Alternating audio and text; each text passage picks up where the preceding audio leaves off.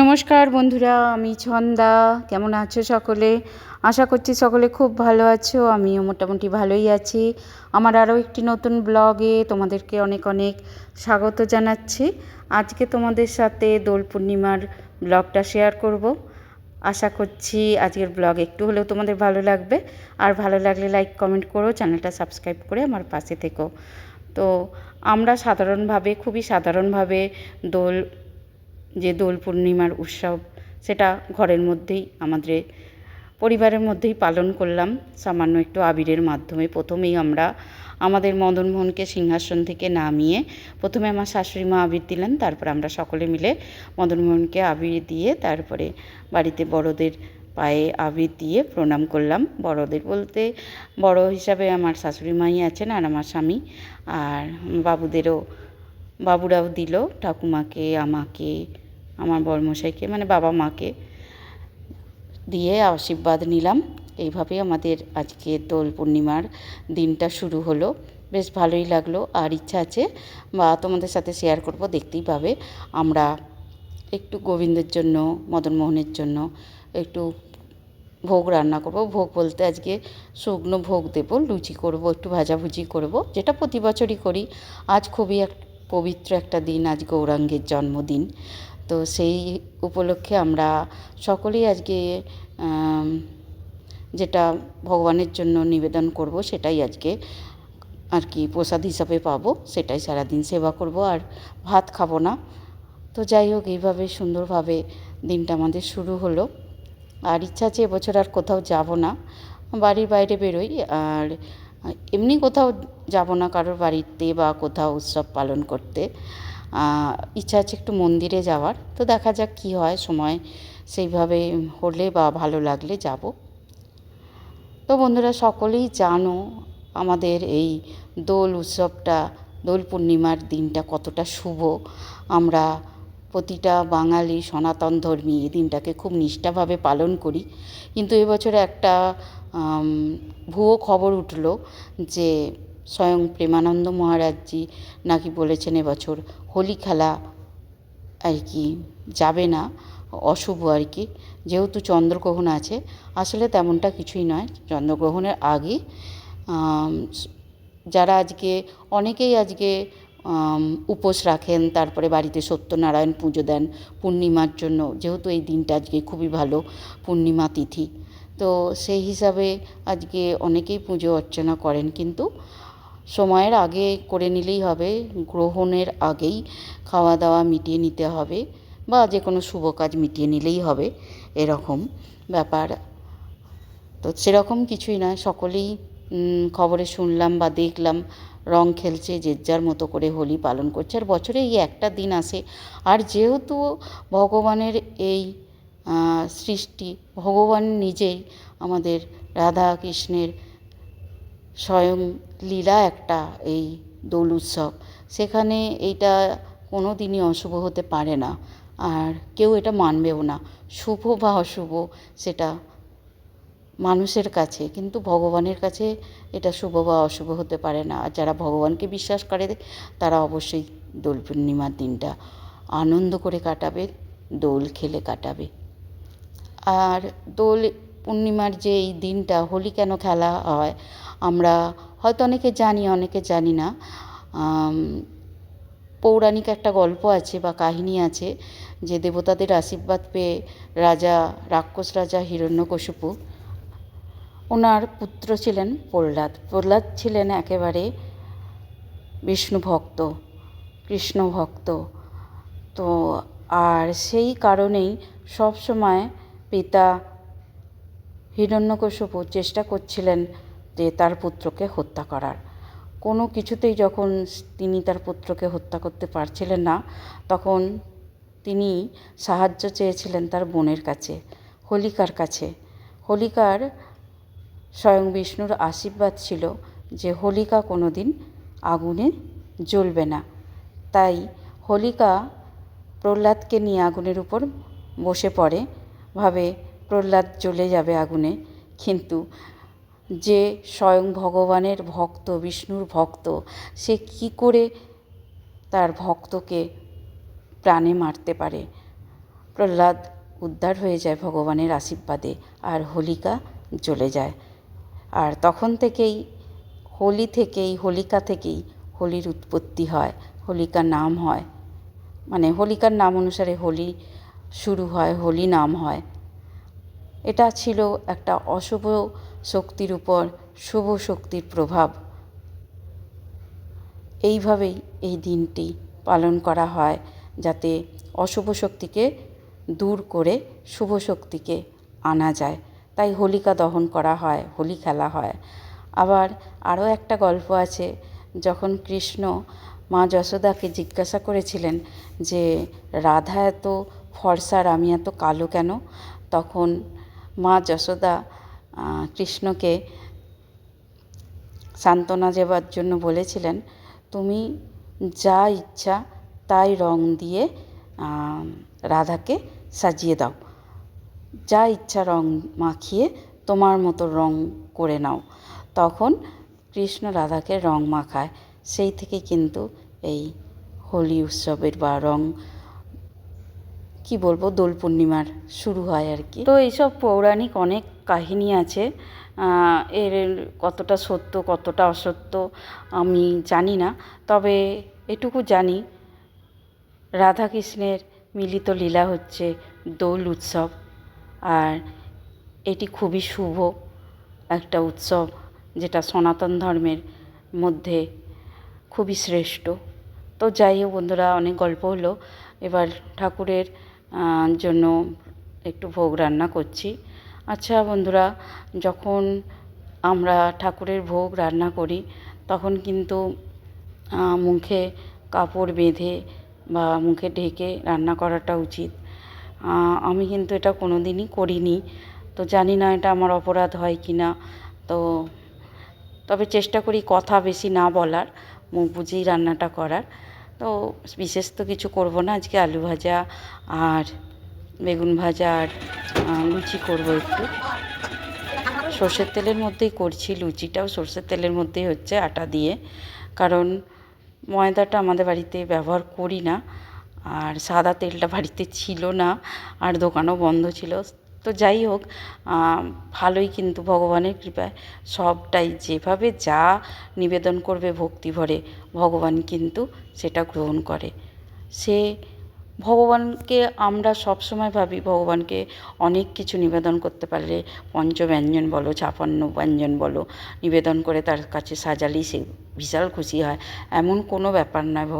আমার তো মনে হয়, নিজস্ব ব্যক্তিগত ধারণা, ভগবান বাহ্যিক দিকটা দেখে না, ভগবান দেখে আন্তরিক দিক। তোমার অন্তরটা কতটা ভগবানের জন্য কাঁদে, অন্তরটা কতটা শুদ্ধ। তো এই হচ্ছে ব্যাপার। তো ওখানে ভোগ রান্না করেছি। মদন মোহনকে, যেহেতু রাধা গোবিন্দকে রং মাখিয়েছিলাম, রং বলতে আবির দিয়েছিলাম, তো মাকে বললাম, আমার শাশুড়িমাকে, তাহলে একটু অভিষেক করে নিই। তো আমি আমার মতো করেই ঘরে যা ছিল আজকে সবটুকু নিয়ম পালন করে আজকে অভিষেকটা করা হয়নি, যেটুকু যা ছিল ভক্তিভরে সেইটুকুই করেছি আর কি। রাধা গোবিন্দকে অভিষেক করিয়ে সিংহাসনে বসিয়ে তারপরে পুজো করে একটু সেবা দিয়ে তারপর আমরা একটু বেরোবো। বৃন্দাবনে শুনেছি এই সময় মানুষ পাগলের মতো রং মাখে, ব্রজের মাটিতে গড়াগড়ি দেয়, মানে একটা আলাদাই ব্যাপার থাকে। খুব ইচ্ছা হয় জানো তো, যে যদি দোল উৎসবের দিন কোনো দিন বৃন্দাবনে গিয়ে দোল খেলতে পারি, তাহলে হয়তো জীবন ধন্য হয়ে যাবে। জানি না কবে বৃন্দাবন যেতে পারবো, তবে মনের মধ্যে তো খুবই ইচ্ছা আছে একবার বৃন্দাবন যাওয়ার। তো রাধারানীর কৃপা না হলে বৃন্দাবনে কেউ পৌঁছাতে পারে না। দেখি রাধারানীর কবে কৃপা হয়, সেইভাবে ভক্তি করতে পারি বা ভবিষ্যতে কতটা করতে পারবো জানি না। তবে ভগবানের নাম নিয়ে আগামী দিনগুলো কাটিয়ে দিতে চাই। তো দেখো, ভগবানকে সুন্দর করে স্নান করিয়ে দিলাম, আর নিজের মতো করেই করি আমি, যেমন পারি। আমি অতটা নিয়ম যে একদম পারফেক্ট পালন করতে পারি তা কিন্তু করতে পারি না বন্ধুরা। আমি সবসময় বিশ্বাস করি অন্তরের ভক্তিটা আর অন্তরের ইচ্ছাটাই হচ্ছে সব। তুমি বাহ্যিক দিকে যাই করো না কেন, তুমি যদি অন্তর থেকে না করো, সেই করাটার আর না করাটা দুটোই সমান। তো আমি রাধারানীর স্নানটার রেকর্ডিং করিনি, ইচ্ছা করেই করিনি, কারণ অভিষেকের সবটা কিছু জিনিস গোপন রাখা ভালো। অভিষেকের সবটা আজকে ইচ্ছা করলো না সেটা শেয়ার করার। গোবিন্দের স্নানটা শেয়ার করলাম, কিন্তু রাধারানীর স্নানটা কী কেন জানি না, মনটা মানল না, আজকে ইচ্ছা হলো না শেয়ার করার। আজকে ভগবানের চুলগুলো সুন্দর করে শ্যাম্পু দিয়ে আমি ধুয়ে দিয়েছিলাম। তো দেখো, সিংহাসনে বসিয়ে দিয়েছি, এবার তুলসী চন্দন দেব, দিয়ে ভগবানের ভোগ নিবেদন করব। ও রাধারানী মহারানী, ও রাধারানী মহারানী, কৃপা করো না, কৃপা করে বৃন্দাবনে নিয়ে চলো না।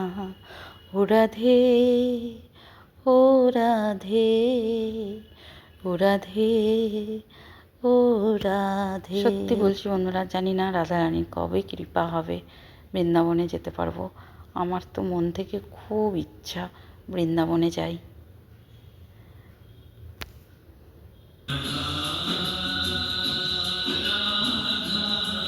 কি সেবা হচ্ছে? খালি হয়ে গেছে। মদন মোহনকে লুচি আর আলু ভাজা, বেগুন ভাজা তো বন্ধুরা, দেখলে বাড়ির সমস্ত কিছু নিয়ম পালন করে আমরা বেরিয়ে পড়েছি। প্রথমে এসেছি মা শীতলার মন্দিরে, আর এই হোলির দিনে মা শীতলার মন্দিরে না এলে আমাদের দিনটা কিন্তু ইনকমপ্লিট থেকে যায়। আর শীতলা মায়ের মন্দির আমাদের ওখানেও একটা আছে, আমাদের ওখানে বলতে আমার বাবার বাড়ির ওখানে। তো গত 2 বছর এটা নিয়ে হবে এখানে আসছি, এখানে বলতে কামারকুণ্ডু, এটা আমাদের বাড়ির থেকে একটু দূরে। আর আগের বছর মানে গত বছর এসে এত ভালো লেগেছিল। আর মন্দিরে তেমন ভিড় থাকে না, নিরিবিলি, বেশ মন দিয়ে মাকে ডাকা যায়, একটু দর্শন করা যায়। আর আমার বাবার বাড়ির ওদিকে মেলা টেলা বসে, খুব ভিড় হয়, লাইন দিয়ে পুজো দিতে হয়। আর যেহেতু ওদিকটায় যাই না বলে ভালো লাগে না এদিকটায়, মা তো সব জায়গায় একই। তো দেখো এখানে চলে এসেছি। পুজো আলাদা করে কিছু দিইনি, একটু আবির এনেছিলাম, মায়ের চৌকাঠে দিয়ে মন ভরে মাকে দর্শন করে, মাকে প্রণাম করে তারপরে এলাম। তোমরাই দেখো বন্ধুরা, কত সুন্দর লাগছে না মা শীতলাকে।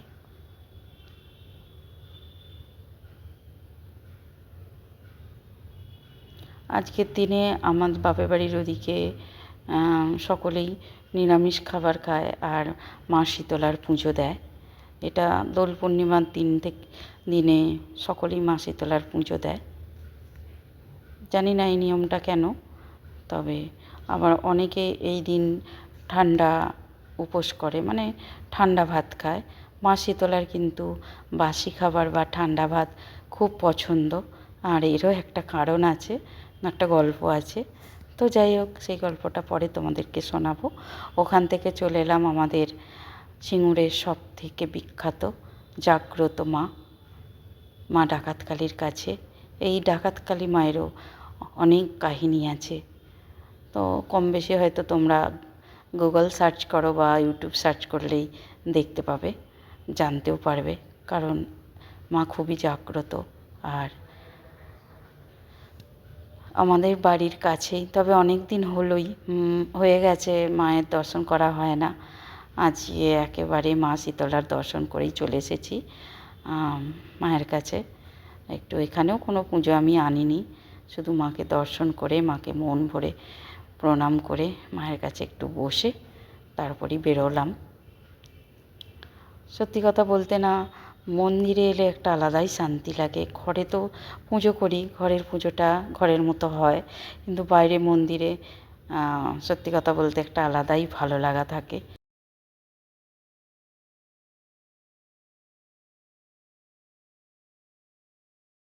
আজকে পুরো রাস্তা ফাঁকা। আমরা দেখতেই পেলে মদনমোহনের পুজো করলাম, ভোগ বানালাম। ভোগ বলতে আজকে লুচি করেছি শুকনো করে, ভগবানকে নিবেদন করে, তারপরে কি বলে স্নান করিয়ে ভগবানকে অভিষেক করিয়ে তারপরে আমরা কর্তা গিন্নি দুজনে এই যে বেরিয়েছি। রং টং কিছু মাখিনি, ওই জাস্ট বাড়িতে একটুখানি আবির দিয়ে দিয়ে সমস্ত কিছু গুছিয়ে একটু বেরোলাম। মা সন্তোষীর কাছে গেলাম, না শীতলা মায়ের কাছে গেলাম, আর এখানে আমাদের ডাকাতকালী মায়ের কাছে গেলাম। আর রাস্তাটা সত্যি আছে কি সুন্দর লাগছে, দেখো একদম শান্ত শিষ্ট। একটু পর থেকেই গ্রহণ শুরু হয়ে যাবে, 3:20 থেকে। সকলে খাওয়া দাওয়া করে নাও। আচ্ছা, আমি যখন ভিডিওটা ছাড়বো তখন তো এইসব কিছুই থাকবে না। তো যাই হোক, ভিডিওর মাধ্যমে সবাইকে দোল পূর্ণিমার অনেক অনেক শুভেচ্ছা জানিয়ে দিলাম। কি সুন্দর লাগছে। তো চলো, আজকের মতো ব্লগটা এখানেই শেষ করলাম। ভালো লাগলে আবারও ফিরে আসবো। লাইক কমেন্ট করো, চ্যানেলটা সাবস্ক্রাইব করে আমার পাশে